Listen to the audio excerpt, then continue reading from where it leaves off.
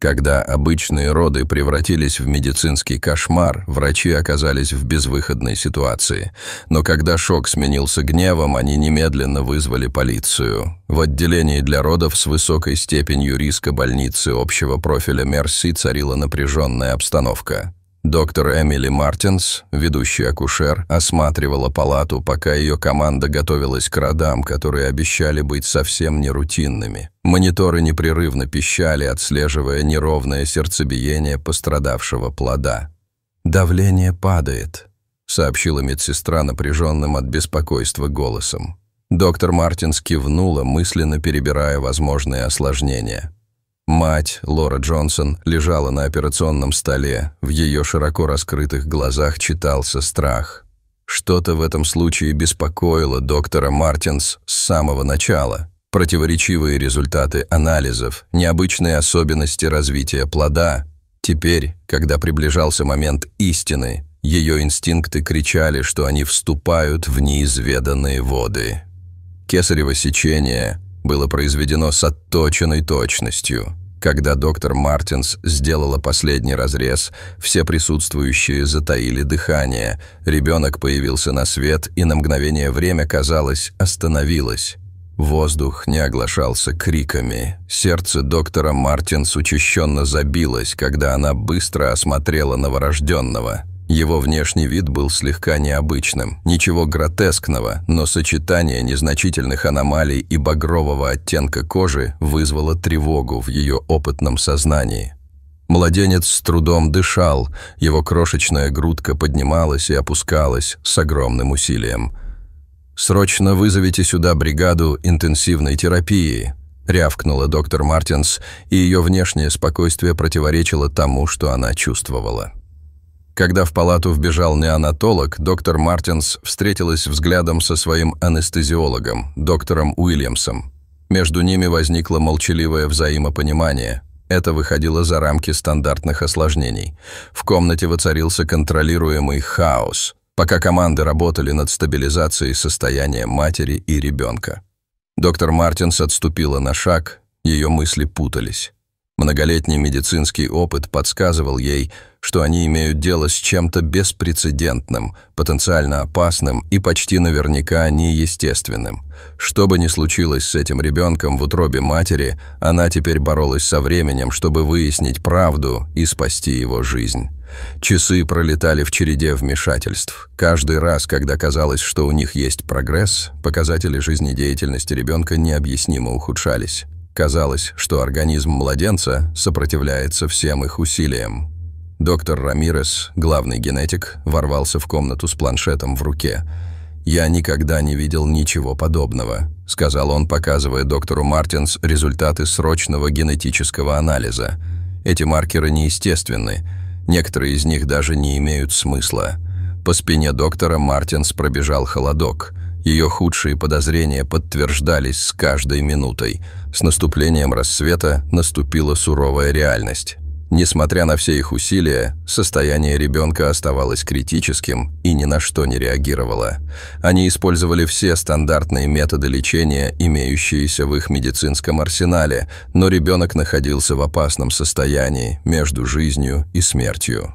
Доктор Мартинс вышла из отделения интенсивной терапии. Ее одежда была влажной от пота, мысли лихорадочно метались. Она знала, что ей нужно делать дальше, и время было на исходе. Она нашла Лору Джонсон в отдельной палате, которая приходила в себя после кесарево сечения. Глаза молодой матери были покрасневшими, а лицо бледным от беспокойства и усталости. «Шанс есть, но нам нужна твоя помощь, Лора. В твоей беременности были аномалии, с которыми мы никогда раньше не сталкивались. Чтобы спасти твоего ребенка, нам нужно понять, что произошло». Надежда на лице Лоры сменилась явным ужасом. Доктор Мартинс сразу же узнала это выражение лица человека, скрывающего темную, потенциально опасную тайну. «Все, что вы нам расскажете, останется в тайне», – заверила ее доктор Мартинс, наклоняясь к ней. «Но нам нужна правда, и нужна она нам сейчас. От этого зависит жизнь вашего ребенка». Глаза Лоры забегали по комнате, словно в поисках выхода. Не найдя его, она сделала глубокий, прерывистый вдох. «Я кое-что сделала», прошептала она дрожащим голосом. Я думала, что это все исправит, но все пошло наперекосяк. Сердце доктора Мартинс бешено колотилось. Она собиралась услышать признание, которое могло бы потрясти медицинский мир до глубины души и, что более важно, могло бы стать ключом к спасению жизни ребенка. Со слезами, струящимися по лицу, Лора кивнула и начала свою исповедь. В ее словах чувствовалась тяжесть решения, которое она приняла не по своей воле. «Все началось 6 месяцев назад», — прошептала она. Ее взгляд был рассеянным, погруженным в воспоминания. «Моя лучшая подруга Эмили устраивала одну из своих знаменитых домашних вечеринок. Мне не следовало идти. И я была в плохом настроении, чувствуя себя одинокой и никчемной после нашего разрыва. Доктор Мартинс внимательно слушала, понимая важность каждой детали. Вино лилось рекой, и я потеряла счет тому, сколько бокалов выпила. Лора продолжила срывающимся голосом. Муж Эмили, Джейсон, был там, и он тоже выпил.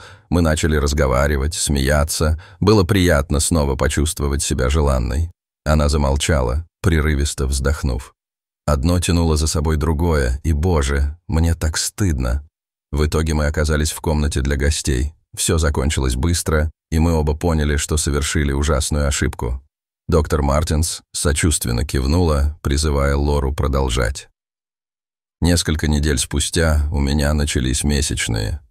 Когда тест показал положительный результат, я почувствовала, что мой мир рушится. Чувство вины было невыносимым. Эмили для меня как сестра, а я предала ее самым ужасным образом из всех возможных. Лора говорила, вцепившись руками в больничную простыню. Шутка, но дело было не только в чувстве вины. Я боялась, что ребенок будет похож на Джейсона. У него были такие характерные черты лица, эти пронзительные голубые глаза, волевой подбородок. Мне была невыносима мысль о том, что каждый день я буду смотреть на своего ребенка и видеть доказательства моего предательства. Ее голос понизился до шепота, и тут я вспомнила лекцию, которую читала в колледже. Даже тогда она вызывала споры. Доктор Джоселин Тейлор, блестящий генетик, рассказывала о потенциале редактирования эмбрионических генов. Она сказала, что мы находимся на пороге возможности изменять физические черты, лечить генетические заболевания до рождения. Глаза доктора Мартинс расширились, когда она поняла, к чему это приведет. «Я знаю, это звучит безумно», — сказала Лора, теперь ее речь звучала быстрее, но я была одержима этой идеей. Если бы я только могла изменить несколько генов, возможно, стереть все следы Джейсона у ребенка, я могла бы сохранить свою тайну. Может быть, я смогу смотреть на своего ребенка, не вспоминая о своей ужасной ошибке. Она горько рассмеялась. Конечно, я знала, что это незаконно, но я была в отчаянии. Я провела недели, исследуя темную сеть, используя VPN, следуя указаниям, которые ни к чему не привели. Я уже была готова сдаться, когда наконец связалась с кем-то, кто мог бы помочь.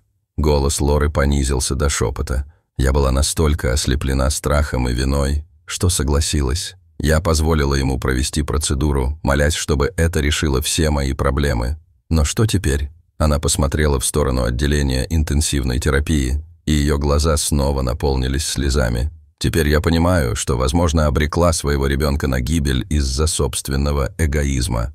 Доктор Мартинс наклонилась вперед, ее разум был потрясен признанием Лоры.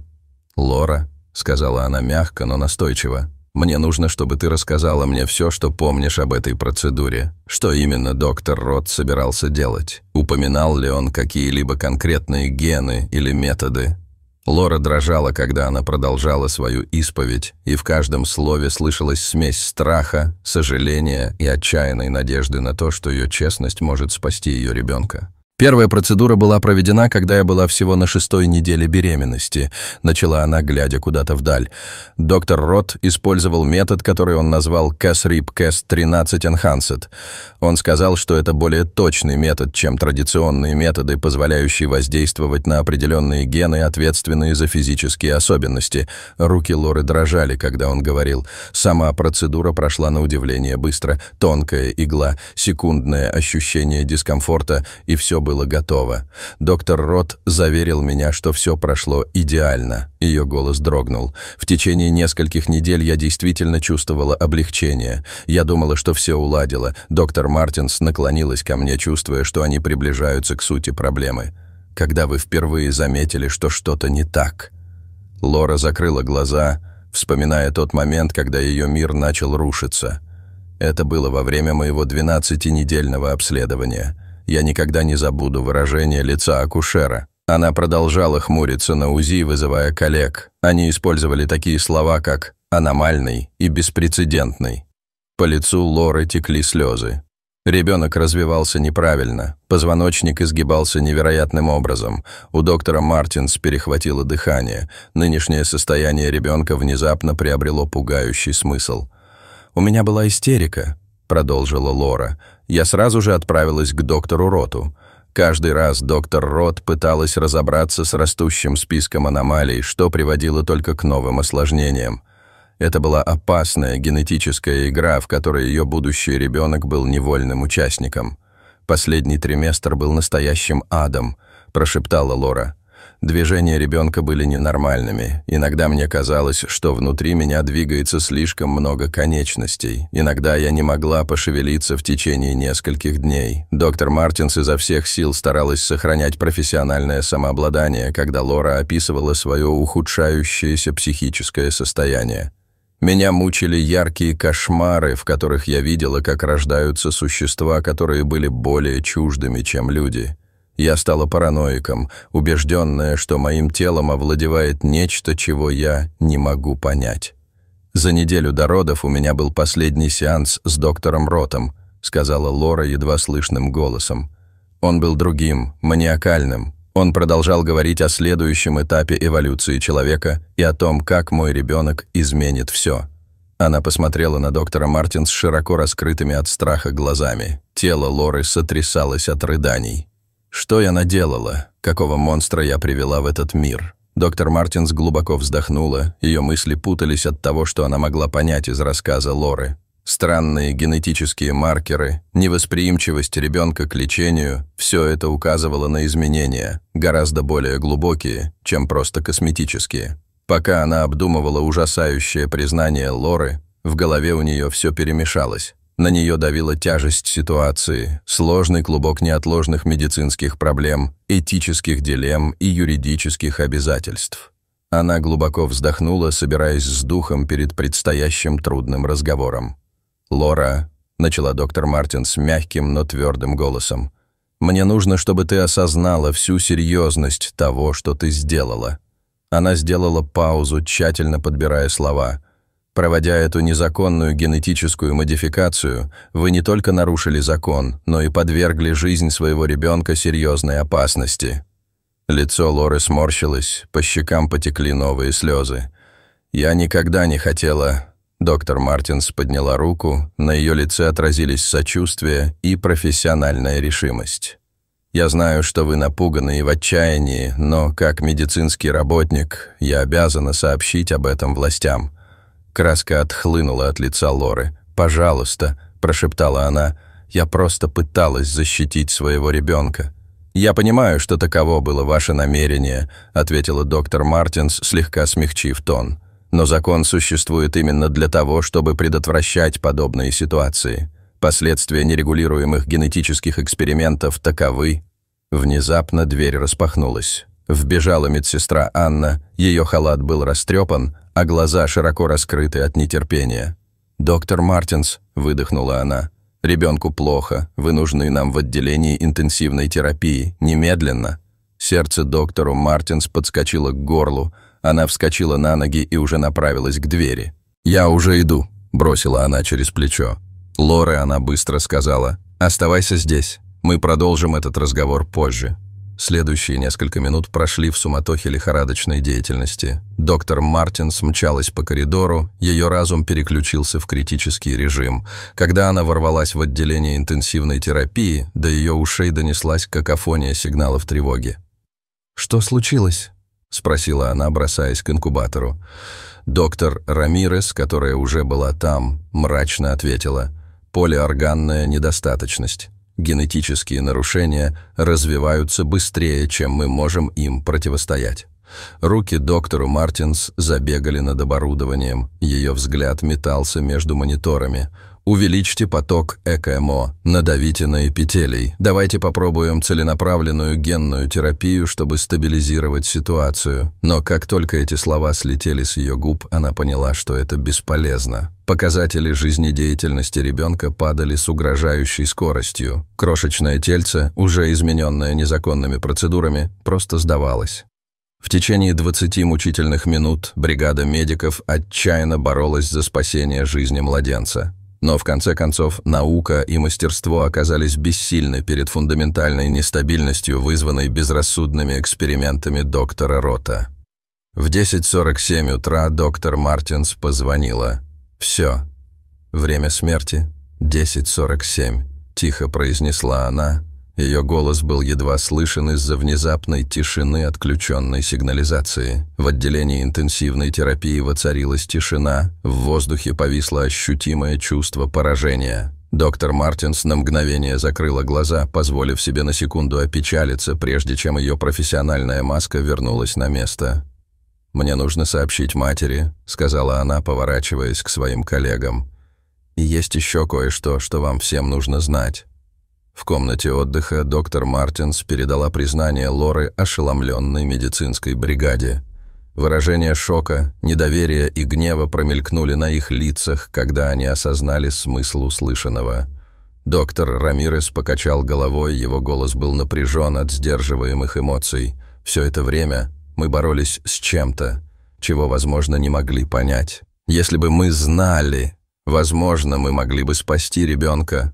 Закончила доктор Лю, и ее обычно спокойное поведение сменилось разочарованием и печалью. Доктор Мартинс торжественно кивнула. «Я знаю, что мы все сейчас испытываем самые разные эмоции. То, что сделала Лора, несомненно, было эгоистично и опасно, но помните, что она также была напугана и введена в заблуждение. Сбитая с толку!» Доктор Уильямс усмехнулась, в ее глазах вспыхнул гнев. Своим безрассудством она убила собственного ребенка.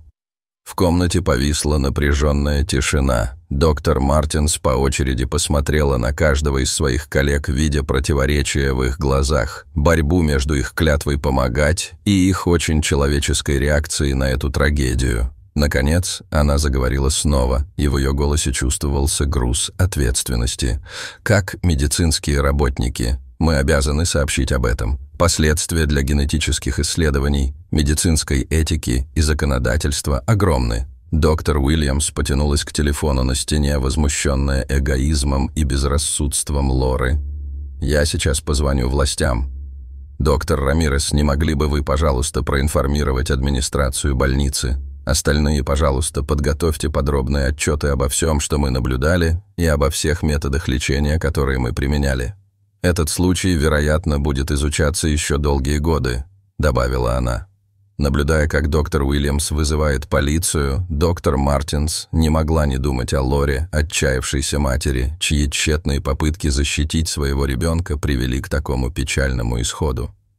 Она знала, что предстоящий разговор будет одним из самых сложных в ее карьере, но это был необходимый шаг к тому, чтобы во всей полноте разобраться в этой трагической и беспрецедентной ситуации.